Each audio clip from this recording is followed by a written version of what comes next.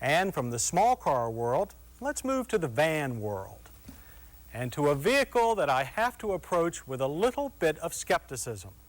That's because over the years we've heard lots of stories about this next road test subject, the Volkswagen Vanagon. They're supposed to be hard to handle in crosswinds, and since people sit here over the front wheels rather than behind them, as in a conventional van, their legs might be more susceptible to injury in a collision. But we have heard another side of those stories. Since the Vanagon has a rear-mounted engine, it's supposed to go better in snow and ice, where most vans would be uncontrollable. So when Volkswagen recently announced, with modest fanfare, a new engine for the Vanagon, we jumped at the chance to separate fact from fiction. Starting with its size. When you see one of these $12,000 Volkswagen Vanagons on the interstate, it doesn't seem all that big. But its exterior dimensions are mostly about the same as other full-size vans. And while over a foot taller, it's only 4 inches longer than Chrysler's new Caravan Voyager minivan.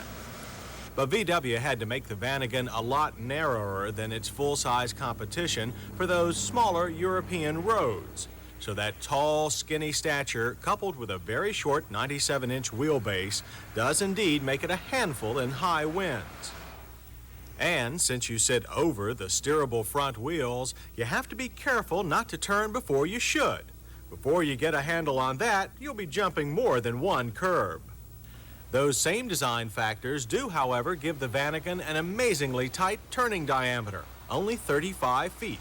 That's well inside any of its full-size competition, and even a full 6 feet less than the smaller Caravan Voyager. As for climbing aboard, well, that's exactly what you have to do with that high front floor, even with the wide front doors. But as with most vans, you get a very long right side sliding door, and it needs little extra oomph to move it. Around back, there's a single-piece liftgate with a fixed rear window. And with an unobstructed passage between the 3 rows of seats, this corny chase scene became irresistible.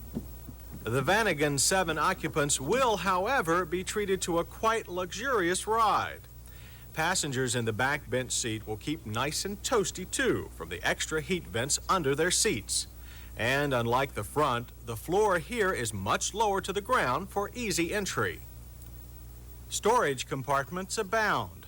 One is located under the rear of the driver's seat, while the battery takes up the same space under the front passenger.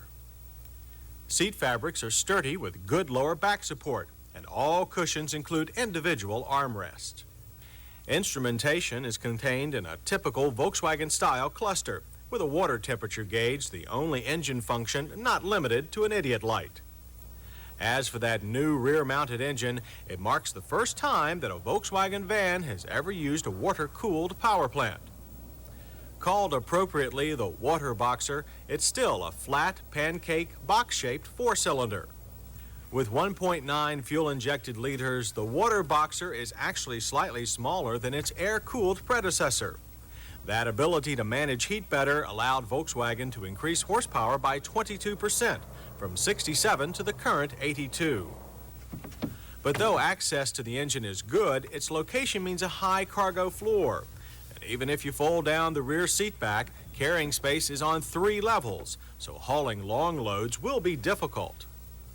On-the-road performance of our little bus is greatly enhanced by the new engine. With our van's 4-speed manual, the water boxer is about 3 seconds faster from 0 to 60, that's 18.2 seconds, than the old air boxer. A 3-speed automatic is also available. While not even close to being quick, at least the Vanagon's 3,350 pounds can now get out of its own way. But with a passing time of 7.5 seconds from 40 to 55, we'd sure like to have the European 5-speed for maximum engine flexibility. The torque curve of the water boxer engine also peaks sooner than the old air-cooled motor.